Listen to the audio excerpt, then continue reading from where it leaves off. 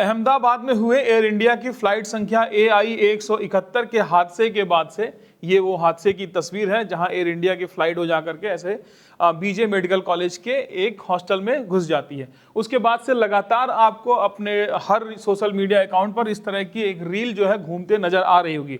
सबसे पहले 2016 में इस तरह का एक वीडियो नजर आया था जिसमें एक प्लेन उड़ रहा होता है और उसमें से उसका जो ये केबिन एरिया होता है जिसमें पैसेंजर बैठते हैं वो डिटैच होकर के पैराशूट से नीचे गिर जाता है उस स्थिति में जब कोई प्लेन हादसे का शिकार होगा। लेकिन 2016 के बाद आज 2025 में हम वीडियो बना रहे हैं, 9 साल बीत चुके हैं, लेकिन इन बीते 9 साल में किसी भी एविएशन कंपनी ने यह दावा नहीं किया है कि हमने ऐसी फ्लाइट बना ली है जिसमें कोई हादसे के दौरान हम पूरे जो केबिन का एरिया उसको डिटैच करके सारे पैसेंजर्स को बचा लेंगे।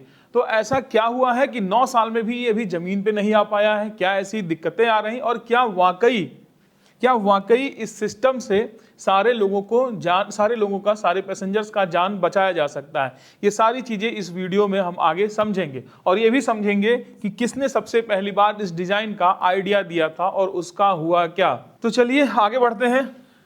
अब आइए समझते हैं कि ये टेक्नोलॉजी काम करती है। ये टेक्नोलॉजी जो काम करती है वो डिटैचेबल सिस्टम पे काम करती है।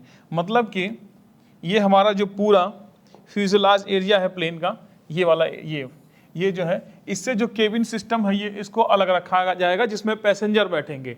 और जब भी अगर प्लेन में कोई हादसा होता है, आग लग गई या कोई भी इमरजेंसी सिचुएशन आती है, इंजन खराब हो गया, उस कंडीशन में इसमें जिसमें पैसेंजर्स बैठे रहेंगे उसको सॉफ्टली डिटैच किया जाएगा इस सिस्टम से और ये अलग हो जाएगा। अलग होने के बाद इस तरह से पैराशूट ओपन होगा और पैराशूट के सहारे ये धीरे धीरे जमीन पर आएगा। इसमें कुछ सिस्टम और भी लगाए गए हैं। वो सिस्टम ये है कि इसमें आप देखेंगे ये एक रॉकेट सिस्टम लगाया गया है। रॉकेट सिस्टम से क्या होगा कि जब ये धरती के करीब होगा, लैंड करने वाला होगा, उस समय ये रॉकेट थ्रस्ट पैदा करके इसकी लैंडिंग स्पीड को कम करेगा ताकि जब ये जमीन पर आए तो शॉक ना लगे, जिससे पैसेंजर्स को कोई हानि ना हो। इस तरह से इसके थ्रस्ट नीचे की तरफ जाएंगे जिसकी वजह से ये होगा। और इसके नीचे एक कुशन सिस्टम भी होगा, मैं आपको दिखाऊं।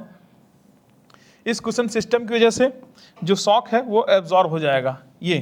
अब इसके अलावा अगर प्लेन लैंड के बजाय समुद्री एरिया के ऊपर से उड़ान भर रहा और उसमें कोई इमरजेंसी आ गई तो वहां पर अगर ये समुद्र में लैंड करेगा तो पानी से टच होते ही इसमें एक इस तरह का फ्लोटिंग डिवाइस नीचे लगा रहेगा जिसमें अपने आप हवा आ जाएगी और वो जो इस पूरे जो ये फ्यूजलाज है जिसमें ये केबिन एरिया है जिसमें पैसेंजर बैठे रहेंगे वो डूबेगा नहीं और इसको वो तैरते रखेगा वहां पर। इसके अलावा इसमें और भी ज़्यादा नेविगेशन सिस्टम्स लगाए गए हैं ताकि ये केबिन कहाँ पर उतरा है, कहाँ लैंड किया है, ये सारी चीज़ें इसमें रहेंगी। उसके सिग्नल्स जो हैं वो एजेंसीज को जाती रहें, उनके पास जाती रहें, जो रेस्क्यूअर हैं, जो रेस्क्यू करने आएंगे उनको सिग्नल दिया जा सके ये कहाँ पर है। ये सारी इसमें व्यवस्थाएं रहेंगी। ये एक कंसेप्ट है जो बनाया गया। अब ये कंसेप्ट किसने दिया था सबसे पहले ये आपको बता दें।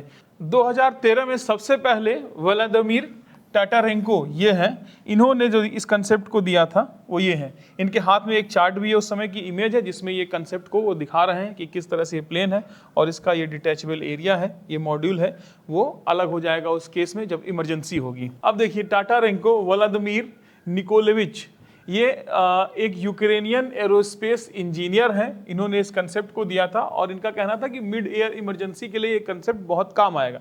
जब इन्होंने कंसेप्ट को दिया था तो पूरी एविएशन इंडस्ट्री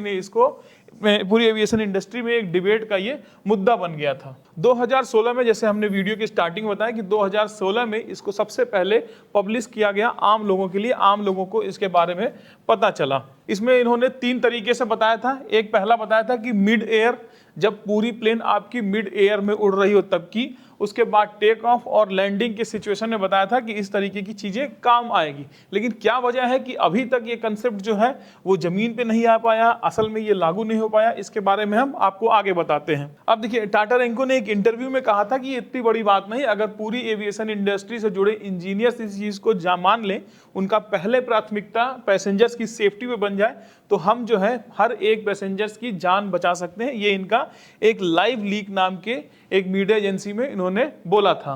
अब देखिए टाटा रेंको ने जब ये डिजाइन दिया तो उसके बाद एविएशन इंडस्ट्री और उसके एक्सपर्ट्स ने क्या क्या बातें रखी वो देखिए। सबसे पहली चिंता की बात थी कि पायलट का एक्सक्लूजन कैसे होगा।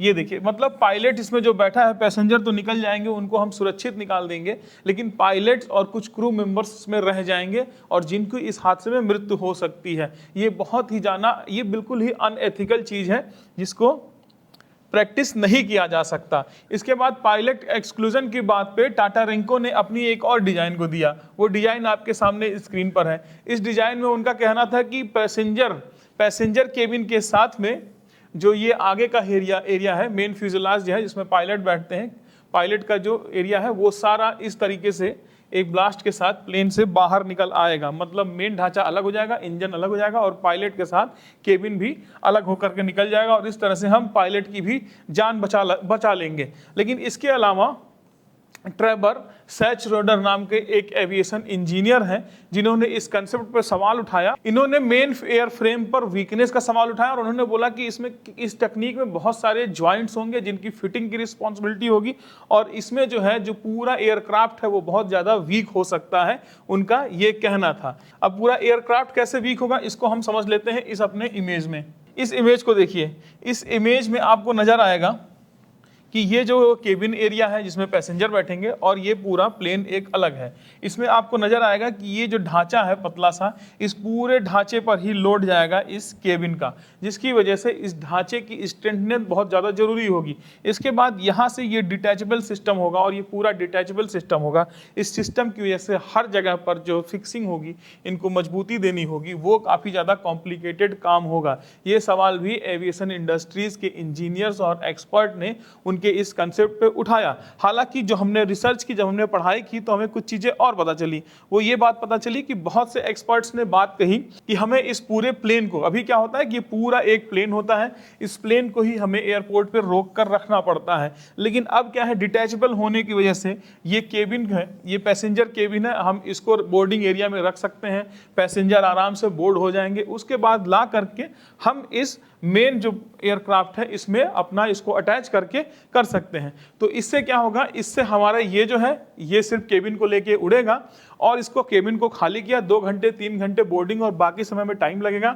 इस बीच में ये हमारा मेन एयरक्राफ्ट और बाकी केबिन्स किसी और केबिन को अटैच करके उसको ले जा करके उसकी डेस्टिनेशन पे छोड़ सकता है। पीछे से कोई एयरक्राफ्ट आ रहा है, फिर उसका ये मेन पार्ट जो है वो आकर के इस दूसरे केबिन को उठा करके ले जा सकता है। इस पूरे प्रोसेस में हम जो बोर्डिंग के टाइम पे प्लेन को खड़ा रखते हैं उसमें हम कैपेसिटी बढ़ा सकते हैं उड़ान की। तो ये सारी बातें भी कुछ एक्सपर्ट्स का कहना है। इस तकनीक में कुछ और भी समस्या है, वो समस्या है सेफ लैंडिंग की। अब मान लीजिए कि ये प्लेन उड़ रहा है, किसी माउंटेन एरिया में उड़ रहा है और वहां पर ना प्लेन एरिया है इस तरीके से, ना ही कोई समुद्र है, सी है जहां पर सेफली लैंड किया जा सके। तो माउंटेन एरिया में इसको लैंड कराना बहुत मुश्किल होगा क्योंकि वहां पर प्रॉपर सरफेस नहीं होगा जहां ये सीधा जा सके, जिस केस में वो माउंटेन एरिया में जाकर के पलट सकता है जिससे भी पैसेंजर को चोट लग सकती है। ये सारी चीजें हो सकती हैं, या फिर ये किसी जंगल में गिर सकता है, ये सारी चीजें हो सकती हैं। तो इसमें प्रॉपर नेविगेशन गाइडेंस लगाना पड़ेगा, थ्रस्ट लगाना पड़ेगा कि हम इसको कहीं पर भी और उड़ा के ले जा सके। तो इस कंडीशन में क्या होगा कि इस कंडीशन में एक फ्लाइट के अंदर एक दूसरी फ्लाइट भी रहेगी।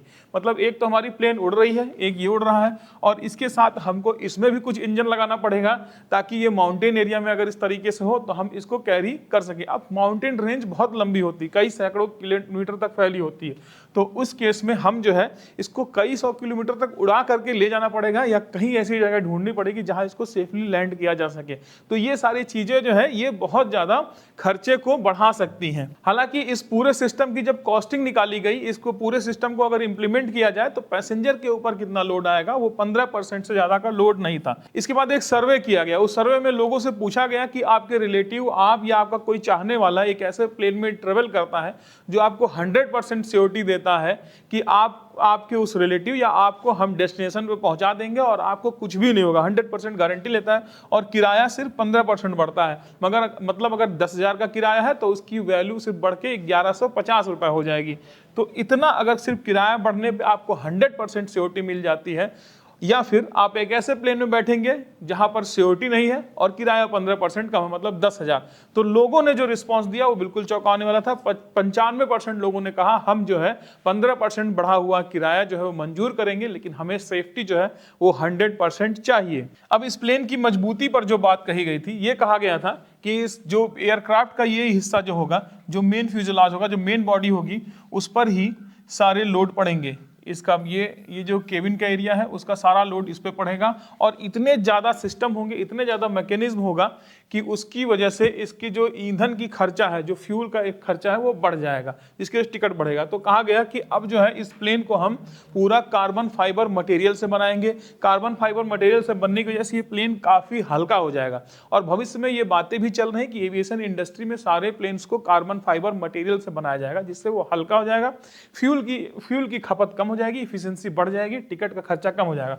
तो इसको भी कार्बन फाइबर मटेरियल से बनाने की बात कही गई है, जिसकी वजह से इसका जो फ्यूल का खर्चा है वो कम हो जाएगा, ये विमान हल्का हो जाएगा, और इसकी वजह से भी इसके टिकट के कॉस्ट में कटिंग आ जाएगी। अभी देखिए, अभी बोइंग 787 ड्रीम लाइनर, ये वही विमान है जो अहमदाबाद रेल हादसे में क्रैश हुआ है, और इसके बाद एयरबस A350, ये सारे विमान जो है ये $100 मिलियन से $350 मिलियन की माने जा रहे हैं, ये इसके बीच में आते हैं। और एक्सपर्ट्स का कहना है कि ये सारे विमान अभी इतने महंगे हैं, इसलिए इन विमान की ज़रूरत नहीं है जिसमें ये है, क्योंकि इसके आने से विमान और महंगे होंगे और कॉस्ट बढ़ जाएगा। ये सारी बातें भी कही जा रही है। इसके अलावा प्लेन से ट्रेवल करना अभी भी सेफेस्ट मोड ऑफ ट्रांसपोर्ट माना जा रहा है। अभी भी ये माना जा रहा है कि प्लेन हादसे में अभी भी सबसे कम लोग मारे जाते हैं, इससे ज़्यादा तो कार एक्सीडेंट और ट्रेन एक्सीडेंट में लोग मारे जा रहे हैं। एक आंकड़ा है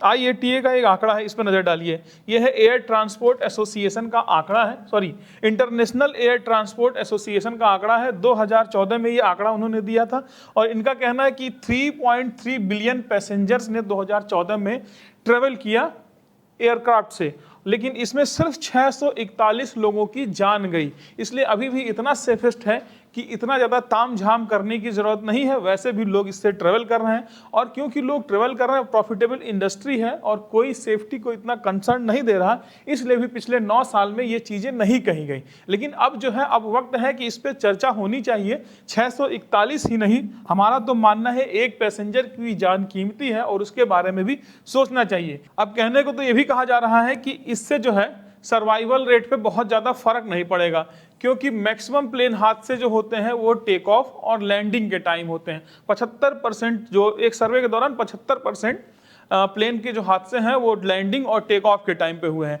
अहमदाबाद प्लेन क्रैश जो हुआ वो भी टेक ऑफ के टाइम पे हुआ।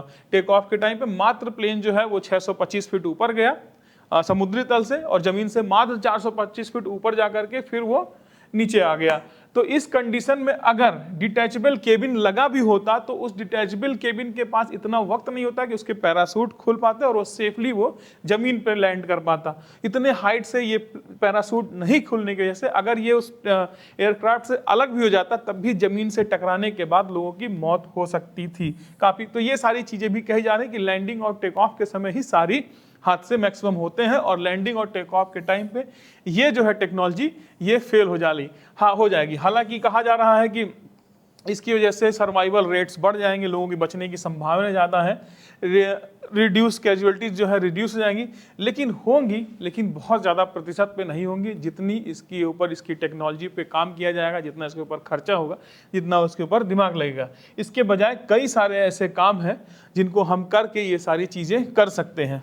इसके अलावा इसमें इंजीनियरिंग कॉम्प्लेक्सिटी भी है। कॉम्प्लेक्सिटी ये है कि इतने बड़े केबिन और इतना भारी, जिसमें इतने पैसेंजर का लगेज भी हो, उसके बाद इतने बड़े बड़े पैरासूट जिसमें अटैच हो, उसको सेफली डिटैच करना भी बहुत ही मुश्किल काम है, वो भी स्मूथली डिटैच करना।